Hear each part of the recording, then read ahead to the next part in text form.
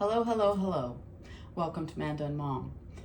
I have everything set out, and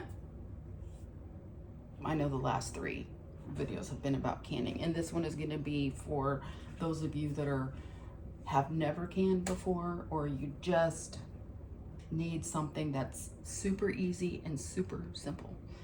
If your garden is like just here producing more than what you can eat, I have the answer for you. Clean jars. You don't have to have any special equipment. We're not even going to heat anything up. It's going to be that simple. So you do need clean jars. They don't even have to be canning jars. I made some last week and I just put it in a bowl and put a lid on it, and that's how easy this is. You don't even have to have the jars. The recipe is really simple. It's a cup of water, a cup of vinegar, a cup of sugar. 1, 1, 1. And I already have my vinegar in here. Look, it's a liquid measuring cup. Another liquid measuring cup. 1 cup of water. I'm going to add to the 1 cup of vinegar. A dry measuring cup of 1 cup of sugar. The sugar in there. If you're going to make it in a bowl, I just put it all in the bowl. But because I'm going to put it in jars, I'm going to do it this way, and I'm going to mix it. Please, working with vinegar, always use stainless steel or wood. Acid will react with copper, aluminum, and there's one other, and it will make all of your food taste metally. So I'm not gonna stir this while I'm on camera because it could bother some people. We're also going to add salt. They take the lid off. Anywhere from a teaspoon to a tablespoon. Probably add more later. And I like pepper in mine. Give that a quick little zhuzh. Just get that stirred up. And you already saw my cucumbers. You just topped lots of cucumbers.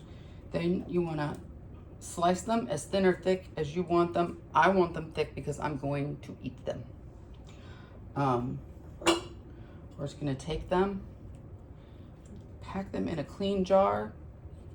Nothing has to be heated up. No heat added to the kitchen. Oh, these are almost too big to get. And this one, shake it down, pack it down. Like I have room right there. We're gonna turn those little guys sideways and get them tucked in there. Like that one can go more up to the side. Clean hands too, please. You know, they're one of the best kitchen equipment that you have. This is a little guy, and oh, look at that, a big one and a little one just about fits. I could probably get more if I could get a big one to scoot over, but this is a pickling cucumber. He has all these little bumps. Sometimes they're called Kirby's or pickling cucumbers. It says they make a better pickle. I don't know.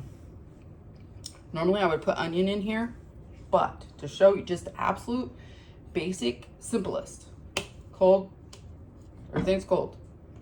You're just gonna pour this over. Okay, Pepper, get back in there. Pour it over till the cucumbers are just covered. I have a little extra left, not a big deal. Put a lid on, put in the fridge. They'll be ready to eat tomorrow. Like I said, sometimes I add onion and do pickles and onions. Oh, come on. And you just put it in the refrigerator. That's why they're called refrigerator pickles, overnight pickles. Well, I'll deal with that later. Then, if you want, like I said, you can add onions. You can add dill leaves. You can add dill seed. You can add dill stems. It's gonna pull the flavor out. You're not gonna eat this. You're just gonna put it in for flavoring. Garlic. You could add your favorite Cajun seasoning. You can add cayenne. You can add red peppers. You could put jalapenos in there. That's just the absolute easiest basic. This is a jar that I made last year. They're still covered. They're still good. The vinegar preserves them. I have cucumber, zucchini, carrot, and onion. So literally any vegetable. I don't know that I put okra in there because it has that slimy part in there. I don't think I put okra in there, but any of those vegetables can go in there. And come on, it's been sealed. It had a good seal. It had a good seal on it. Come here, little guy. I dropped that one. Try again. Okay. That was zucchini. It's a little soft, but it's still pickly. Oh! In fact, I might need some sugar. So maybe eat them before the year's up. But just to give you an idea of what vegetables you can use. This is the little bit of pickles and onions that was in here. But don't throw that away. You can use it again. So this is gonna go in the fridge in the front so we know to eat it first. The big ones are gonna go farther in the back in the fridge. They need to sit at least until tomorrow. And in this one, it's the same method, except this time we're gonna add onions. Glad that landed on the lid.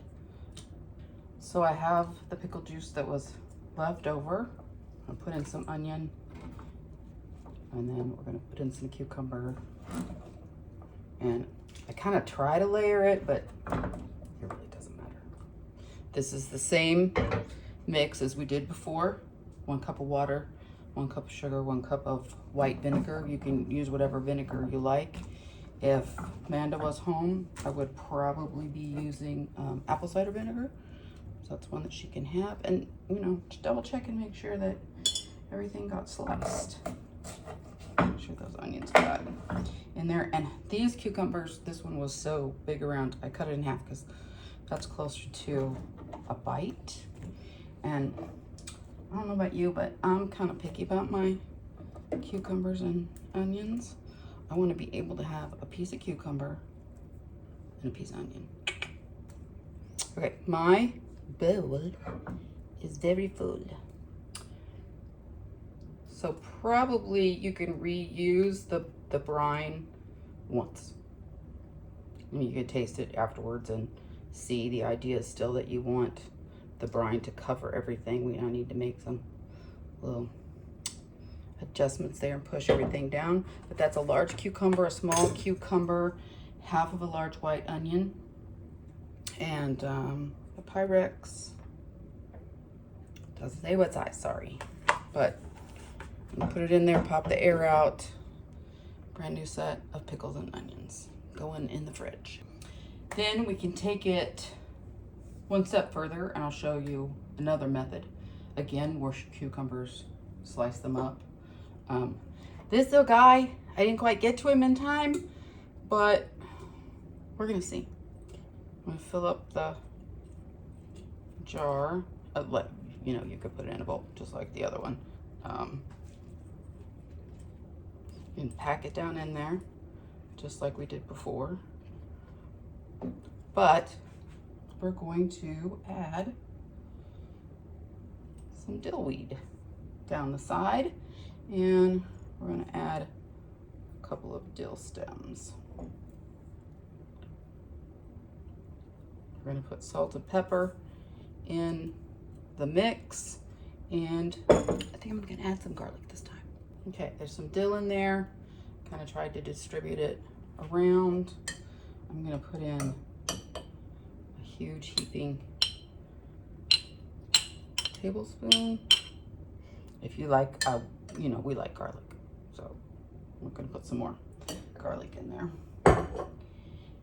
And then we're gonna make sure that we have everything packed in tight. I've still got a few more cucumbers. If I can get them all in, it will be, I don't think it's all going to fit in there, but we're gonna try. 1,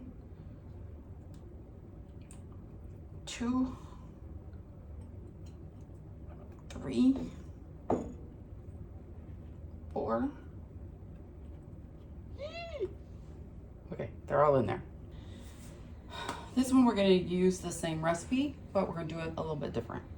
I have a pan on the stove, has a cup of water in it, same recipe, cup of vinegar, cup of sugar, some pepper,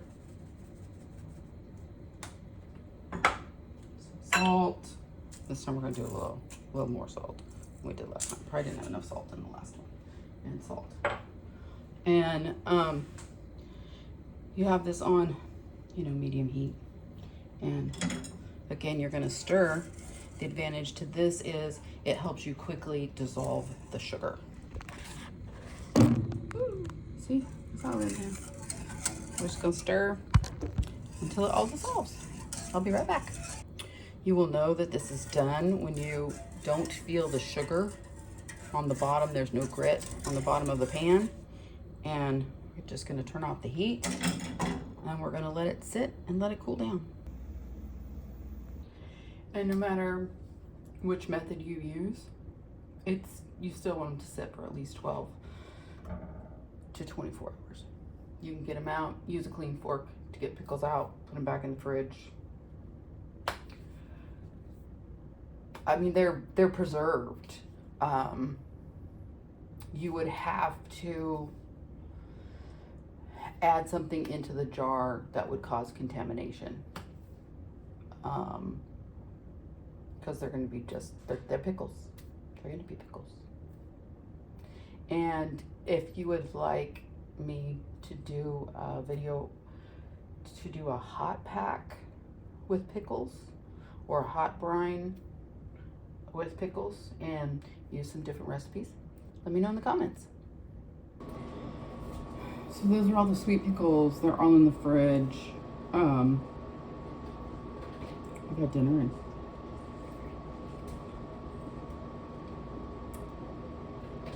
The best watermelon I've ever had in my life. There are also bread and butter pickles. There are all kinds of pickles. There are all kinds of recipes out there. But the one I wanted to talk to you about is called a watermelon rind pickle. But, and I was gonna make some, but if you look at this, I have to cut off all of the red part. Can't have any red part showing. And then you have to cut off all the green part, which, look, that doesn't hardly leave me anything. Because I gotta take more of this off. You can, the white just feels better. Feels different than the pink. So, got it down to there. And then if I had to take, there's really good watermelon, and I don't know if it's the kind that it is, but how thin my pickles would be. But, anyway, I wanted to talk to you about watermelon rind pickles. Okay, I wanted to at least walk you through this recipe. You may have seen it if you go to like Dollywood, or I know on the Kansas side you can go to Lewisburg, go to the Lewisburg cider mill, and they have all those kinds of jams and jellies and pickles. And so, like I said, you know, there can be a little bit of pink on there, but it's a sweet pickle. It has a lot of spices in it, and the thing that I don't like about the commercial made ones is it uses high fructose corn syrup. And that's the ice machine. And they give me a headache. So this recipe, I'm gonna read it. It says 1 medium watermelon. My watermelon was definitely not a medium watermelon because I weighed it when it was a fourth eaten and it was 21 pounds. If I had used all of that, I would have literally tripled this recipe. A fourth a cup of canning or pickling salt. 1 medium lemon, 4.5 cups of green bladed sugar, 2 cups of distilled white vinegar, 2 cups of water, plus more as needed, and 11 3-inch cinnamon sticks. 2 teaspoons of whole cloves, and 1 teaspoon of ground allspice. So, like I showed you, you're gonna cut the rind off. You have a little bit of pink on there, that's fine. Then you're gonna take all the rind and you're gonna put it in a container, not aluminum, and not copper. You want glass or plastic. You don't want, you're working with vinegar, you don't want it to react to anything. If you use aluminum, it'll make food taste like aluminum. If you use copper, it'll make food taste like copper. We don't want that. We want it to taste like watermelon pickles. So you're gonna put it in there, you're gonna cover it with the cool water. You're gonna put in your 1/4 cup of pickling salt, and let's say you have to use extra water. You have to compensate, it's in the recipe, for the amount of pickling salt that you put in. Let them sit overnight. Or soak, sit, either one. I'm probably gonna make 5 to 6 of the small pint jars. Everything has to be hot. It is a hot pack recipe. Drain the watermelon rind well. Place in a stainless steel stock pot. Add water to cover. Bring to a boil. Simmer until the rind is tender but not soft, which literally means you're gonna have to taste it.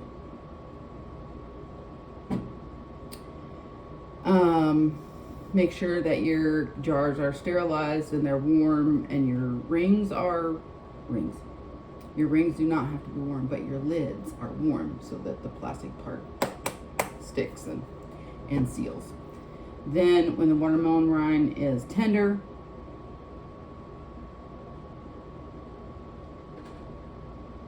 drain the watermelon rind well, place in the stock pot, add enough water to cover, bring to a gentle boil, simmer until tender. Okay, got that part. Shoo! Thinly slice 1 medium lemon crossways, remove all the seeds, place a small saucepan and add just enough water to cover, bring to a boil, simmer over medium heat, and simmer the lemon until it's tender and nearly all the water is evaporated. Could take 10 to 15 minutes. Drain off the remaining water. I've made these before, it's not the recipe I've used. I've never used lemon before. Add the lemon and 4.5 cups of sugar, 2 cups of distilled white vinegar, 2 cups of water, 4 of the cinnamon sticks, 2 teaspoons of cloves, and a teaspoon of ground spice to the watermelon rind. Bring to a boil over medium heat. And you have to know your stove. My stove literally boils on low. So I have to add heat diffusers in between, and I have to move pots around. You have to know your stove. Stirring frequently, and these are gonna turn from this color to not clear glass, but they're gonna have this translucent look to them, like when you cook onions. How onions have a solid white and then they kind of look like they have a clear white. These are gonna be the same way. They're gonna have more of a clear. Take out the cinnamon sticks, throw them away using a slotted spoon. Scoop out the watermelon rind, place it in the jars, leaving 1/2 cup of head space. Add a fresh cinnamon stick to each one of the jars, and then you ladle the hot syrup into the jars. So this one is a little bit different. You have to put your watermelon rind in all of them because you're taking it out of the syrup. Because if you just poured, you just get the syrup, and then you put the watermelon rinds in, and it would spill all over the place.